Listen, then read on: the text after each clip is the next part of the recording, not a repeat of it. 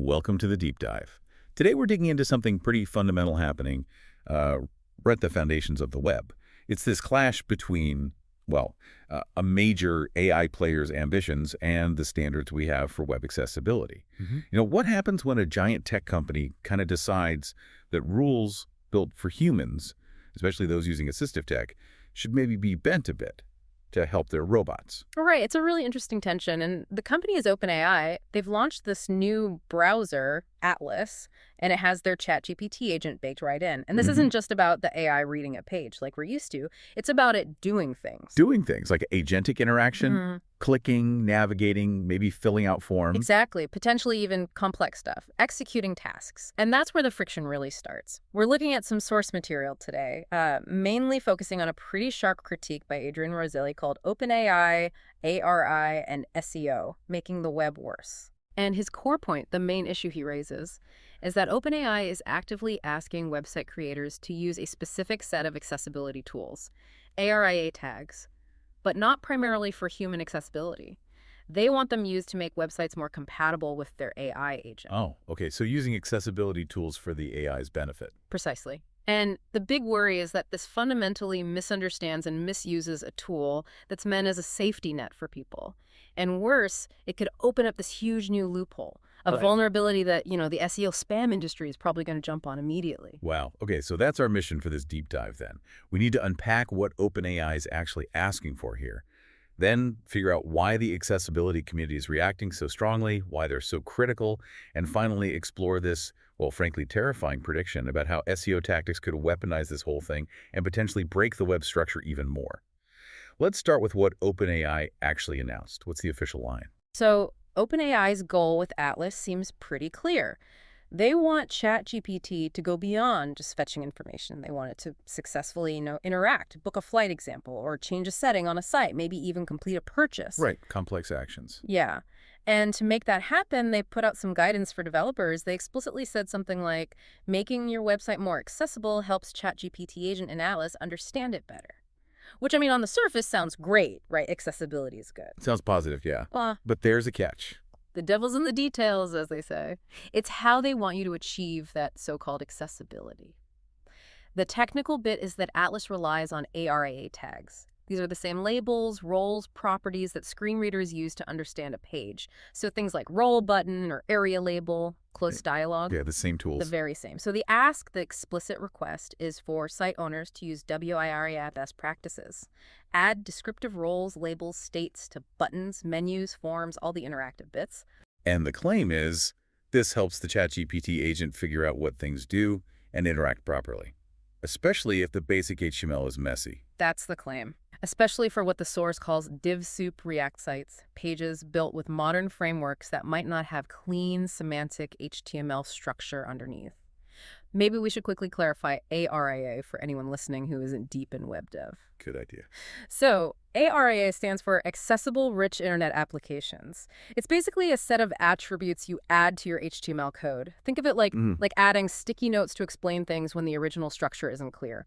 If you use a proper HTML button element, a screen reader knows it's a button. Simple.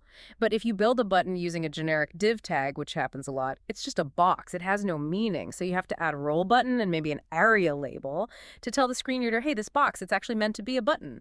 So it's a fix, a patch for when the original HTML isn't semantic enough. Exactly. It's a fallback. The number one rule in web accessibility is use native HTML first whenever possible. Use the button, use the nav, use the main. ARIA is plan B. But what's kind of wild here is how OpenAI seems to be positioning it. They're almost making it sound like ARIA is the preferred way to structure things, but specifically for their AI, which suggests maybe their AI isn't great at understanding standard semantic HTML on its own. Okay. That flips the script a bit. And that leads us straight into the criticism, right? What signals are the accessibility experts picking up from this request? Precisely. Roselli's piece, the main source, outlines 4 key signals they're decoding, and they're pretty scathing. The first one is maybe the most cynical interpretation. It's that Atlas is struggling to, quote, slurp or steal content effectively from websites that are built poorly. Slurp content, so scrape data. Yeah. especially from those div soup React sites we mentioned. Sites built with frameworks where maybe semantic structure wasn't the top priority.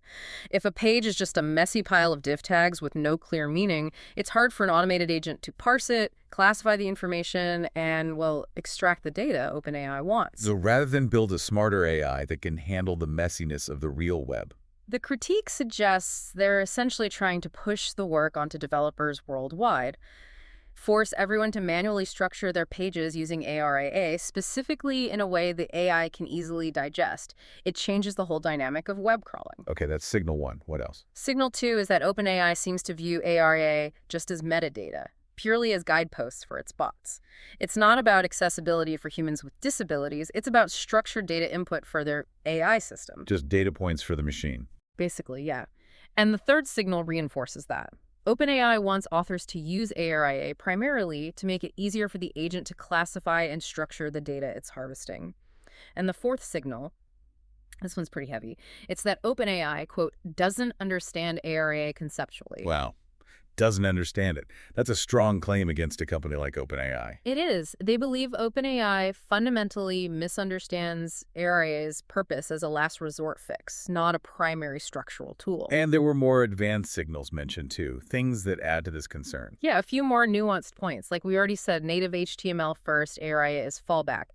OpenAI's request seems to ignore or even reverse that priority. It kind of encourages using generic elements and patching them with ARIA rather than using the right HTML from the start. Which isn't great for accessibility overall. Exactly, because sites that lean heavily on ARIA are often less accessible, ironically.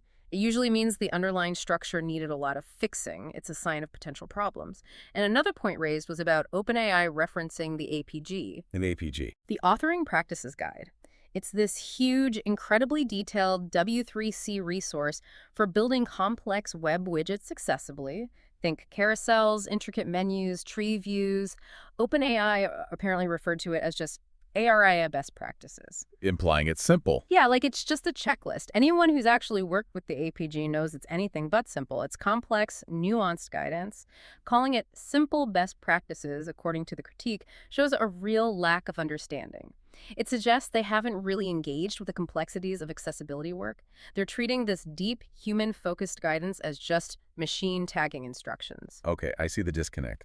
And the source connects this to a broader pattern, unfortunately. It mentions a history, going back about 3 years, of what accessibility advocates call accessibility incompetence from OpenAI. They even reference specific examples, calling them ChatGPT failures from mid-2023 onwards. ChatGPT. Yeah, it suggests this isn't a one-off mistake, but maybe part of a pattern where accessibility is just seen as a technical hurdle for the AI, not a fundamental human right to be respected. Right. So the consensus from the accessibility experts is pretty clear. OpenAI's ask is flawed, it misunderstands the tools, it potentially reverses good web practices. But the really scary part isn't just the flawed request itself, it's how others might exploit it, right? This collision with the SEO world. Exactly. This is where it gets potentially really damaging for the web as a whole. You have to remember the context. The web is already drowning in AI-generated content in many areas. It's getting harder and harder to find authentic stuff. So websites are desperate for any edge they can get to stand out, to get traffic, often using pretty aggressive tricks. Enter the SEO industry. Precisely. What the source calls the professional SEO snake oil shills. They're not looking at this OpenAI request and thinking about accessibility. Not at all. They see the biggest AI company on the planet saying, hey, give us more metadata here using these specific tags. They see a new input channel, a new place to stuff keywords, a new way to try and game the Atlas agent to drive traffic to their sites. And we've seen this movie before, haven't we, with other accessibility features being abused? Oh, absolutely. The classic example is image alt text. It's meant to describe an image for someone using a screen reader. But for decades, SEO folks have stuffed it full of irrelevant keywords, hoping search engines would index them, completely ruining the experience for the intended user. But hey, maybe it boosted rankings slightly. So the prediction is the same thing will happen with ARIA attributes. That's the fear. The source says basically any ARIA attribute that accepts human-readable text is now doomed.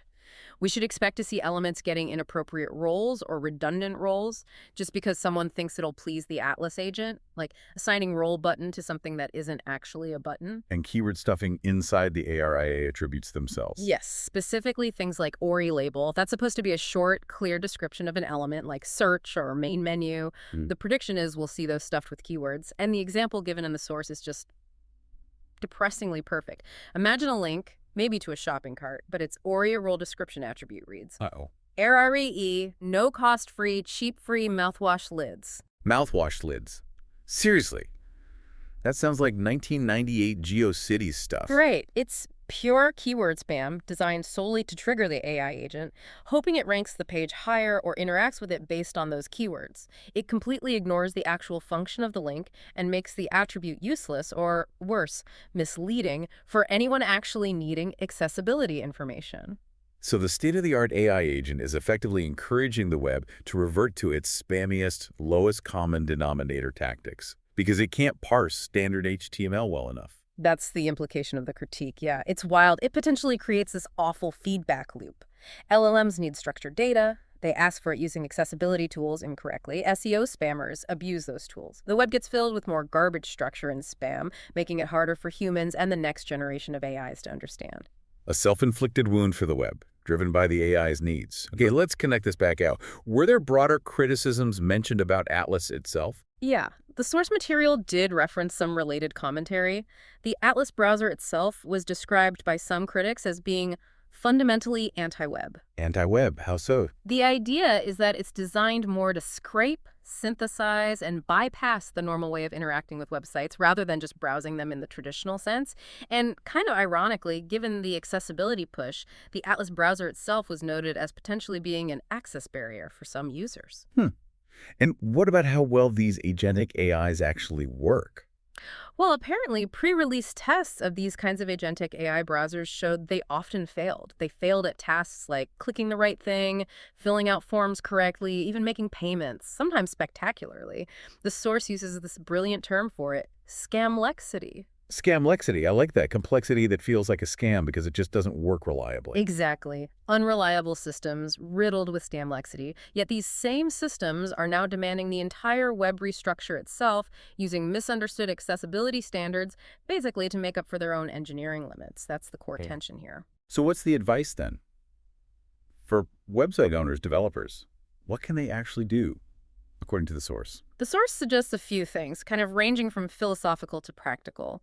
First, just acknowledge the wider critical perspective on AI products that seem primarily focused on content harvesting. Be aware of the potential downsides. Okay, stay informed. What about technically? Technically, ignore ARIA just for ARI's sake. Stick to native HTML semantics first and foremost. Don't add ARIA tags unless they are genuinely needed for human assistive technology users, even if OpenAI asks for it, for their agent. The idea is to resist cleaning up the data pipeline for them to, quote, stymie the content thievery. So basically, build properly using web standards. Don't add unnecessary ARIA patches just for the AI. That's the core technical advice. And then there's a third, more personal point. Dismiss the privacy-breaching, content-stealing OpenAI browser altogether. It's framed almost as an act of collective resistance. Don't comply with the flawed request to protect the web's integrity. But is that realistic for everyone? What about shops, for instance? That's a really important nuance that came up in the discussion around the source material. Interaction-heavy sites, e-commerce stores, web apps, booking sites, they might feel the pressure much more acutely. Why? Because ARIA can potentially help the Atlas agent perform tasks like add to cart, especially if the site's code isn't clean semantic HTML. So if the AI agent can't complete a purchase on your site because it doesn't understand your non-semantic buttons, you might feel forced to add that ARIA even if it's not ideal. So practical business needs might override the principle for some. Could happen. Which reinforces the idea that OpenAI's focus might be more on enabling agent interactions, clicking, buying, rather than just understanding content structure for reading.